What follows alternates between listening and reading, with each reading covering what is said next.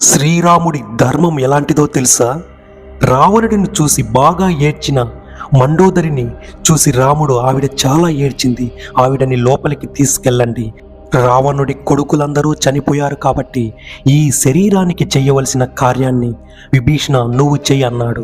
అప్పుడు విభీషణుడు, రామ మీరు ఏమైనా చెప్పండి, వీడు బ్రతికున్నంత కాలం వీడి జీవితంలో ధర్మం అన్న మాటే లేదు, బ్రతికున్నంత కాలం పరస్త్రీల వెంట తిరిగాడు, ఇటువంటి వాడికి అంత్యేష్టి సంస్కారం ఏంటి, ఆ శరీరాన్ని అలా వదిలేస్తామన్నాడు.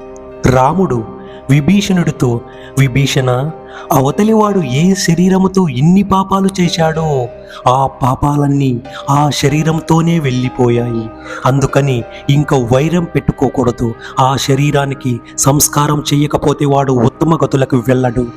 ఒకవేళ నువ్వు చెయ్యను అంటే నువ్వు నా స్నేహితుడివి కదా, స్నేహితుడి అన్నయ్య నాకు అన్నయ్యే కదా, నువ్వు చెయ్యకపోతే ఆయనని అన్నగారిగా భావించి నేను సంస్కారం చేస్తాను అన్నాడు శ్రీరాముడు. ఇక తప్పదని విభీషణుడు రావణుడికి అంత్యేష్టి సంస్కారం చేశాడు. ఆ తరువాత ఆకాశంలో ఉన్న దేవతలందరూ మెల్లగా ఒకరి తరువాత ఒకరు వెళ్ళిపోయారు.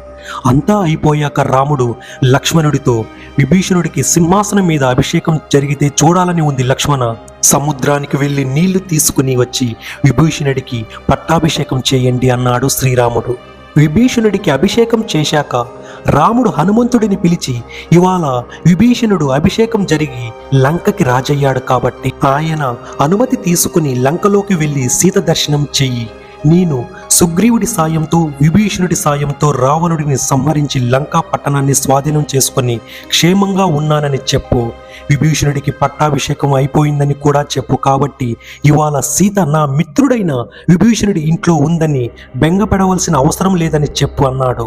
హనుమంతుడు సీతమ్మ దగ్గరికి వెళ్ళగా సీతమ్మ హనుమంతుడిని చూసి తల తిప్పుకుని ఏదో ధ్యానం చేసుకుంటుంది. మళ్ళీ ఓసారి హనుమంతుడి వంక చూసి, హనుమా నువ్వే కదా అని అనింది.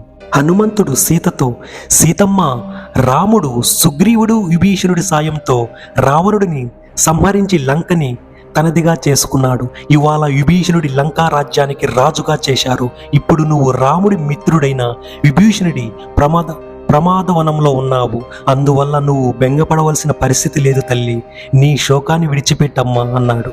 వెంటనే సీతమ్మ తల్లి, ఎంత మంచి మాట చెప్పావు హనుమయ్య అని ఒక్క నిమిషం అలా ఉండిపోయింది. అప్పుడు హనుమంతుడు, అదేంటమ్మా ఏమి మాట్లాడు అన్నాడు సీతమ్మతో.